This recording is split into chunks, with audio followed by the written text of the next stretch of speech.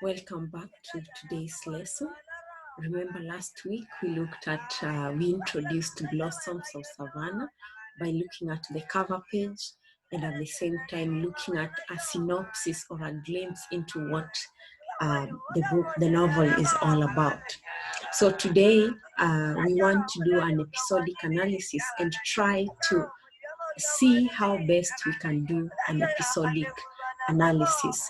So today's lesson, basically, we are going to look or to analyze, starting from chapter 1, on how one can do an episodic analysis.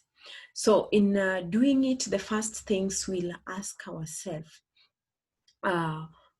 what is an episodic analysis and why are we doing an episodic analysis?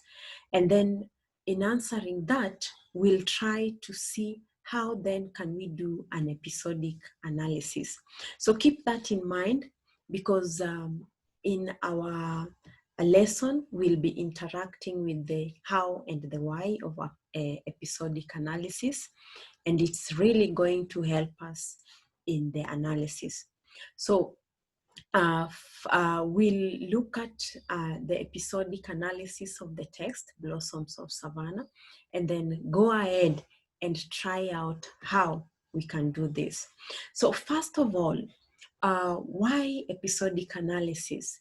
When we do an episodic analysis as a learner, you are able to know the plot of the novel, Blossoms of Savannah. At the same time, you'll be able to know the characters and their traits because you'll be looking at their interaction with others, their actions, and their reflection on certain things. At the same time, you'll be able to pick on the thematic concerns within the event that you'll be analyzing. And then lastly, we'll be able to look at, see or identify the language and the style that the author uses. So how then do we do an episodic analysis? To be able to do a good episodic analysis, the first thing is that you're supposed to identify the event, after which you identify the characters who are involved in that event. Then you look at their actions. You look at their activities that they are involved in. You look at the other characters that they are interacting with.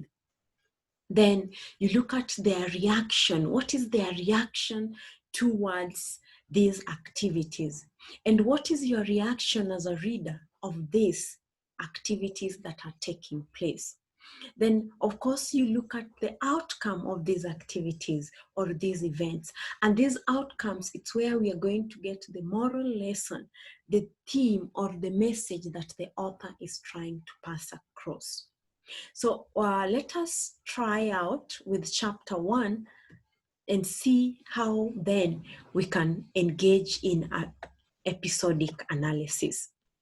First and foremost, chapter 1 introduces us to the novel.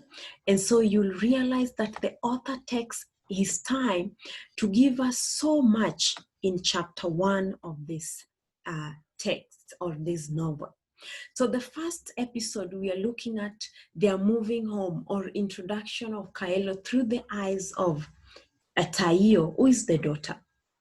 And the event that we're looking, or the first event, is Taio's observation. And in Taio's observation, we are looking at the activities that Taio is engaged in. So what are some of these activities that Taio is engaged in? One, Taio is observing her surrounding. She's looking down and seeing the sprawling town. She's also observing what the father and the loaders are doing down and thinking of how the loaders are feeling. She's also reflecting on the same, how this is affecting her or her reactions towards this. And then in that, she also flashbacks on what had happened earlier on. So these events are concurrent, or they are happening at the same time. And she's thinking on the previous, what had happened in the past and what is happening now, and then how she's feeling about them. Then, of course, the father's reactions are also there of reprimanding, ordering, and the loaders parking there. But then we look at the reactions that are there. We see unpleasant emotion from Taio. She's sympathetic towards the loaders because she knows the harsh tongue of her father. At the same time, she's in agony that she's realized that there's something that has changed in her father. Then, of course, from this episode or this event, we are able to learn on the character trait of both Taio and the father. For Taio, we get that she's observant. She's able to see what is happening in her surrounding. At the same time, we get to know that she is emotional. She's sympathetic. And the father, we get to know that he's become hot-tempered. He's short-tempered. When through the eyes of Resian, we see how he's reacting to with these loaders who are parking for them. Some of the thematic concerns, remember I've said in chapter 1, the author is trying to come up, bring to us the story in a rush, in a rapid way. So there are a lot of things that he brings to our concern. The first one is the gender issues. First, there's the women and men who are rushing to work. There's the issue of the music extravaganza where both the boys and girls were to go to Mombasa. There's the issue of alienation when we get to learn that Taio's father had left the village many years ago. There's the issue of urbanization. See the sprawling town through the eyes of Taio, the vehicles and the matatus, the school children, the crisscrossing roads. So there's a lot that the author brings to us through the eyes of Taio. Then there's the use of language and style. The descriptive language there. It's early in the morning and we can actually picture where Taio is standing, what she's observing, and how things are happening through this descriptive language that the author has used. Then, of course, there's the flashback, Taio thinking of what had happened in the past. So you realize in doing this just one event, we get to learn so much what the author intends to pass across. Then look at event 2 in Taio's flashback. In this event 2, there's also much that we get to learn from it. The memory of the botched music extravaganza, the opportunity that Taio has lost. She's agonizing about it. And what the author brings out again about the issue or the gender issue is when he uses words like, it was predictable, the outcome was predictable, that the father wins when they're fighting or when they're arguing about Taio going to this music extravaganza. So the things that come out is the family relationship between the daughter and the father. There's modernity that comes out clearly. So we realize that in this episode, the introduction of the father, Ole Kaelo, through the eyes of the daughter, Taio, there's a lot that we get to learn from the language to the thematic concerns.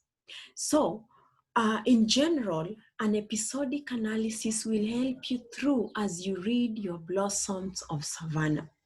So just to try out, here is a task for you. So look at the second episode and then ask yourself the same way we've done. What is the event which I've given, Resian joining her sister Taio by the window? What are some of the activities the two girls are involved in or other characters they're in? What is the outcome of these activities? What character traits comes out? What thematic concerns is the author bringing out? What language has the author used, the styles that are there?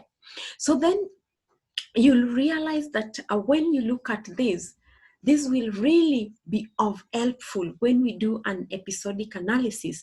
It will be very, very helpful for you in your intensive reading. And So you'll realize that it is important that when you do your intensive reading, then you get to involve yourself in an episodic analysis to be able to know the plot, the events, get to know the character traits, you get to know the characters themselves, and of course you get to know the language used. For today, it's a bye from me. Until we meet next time, hoping that you read through and attempted tasks that I've given. See you. It's bye from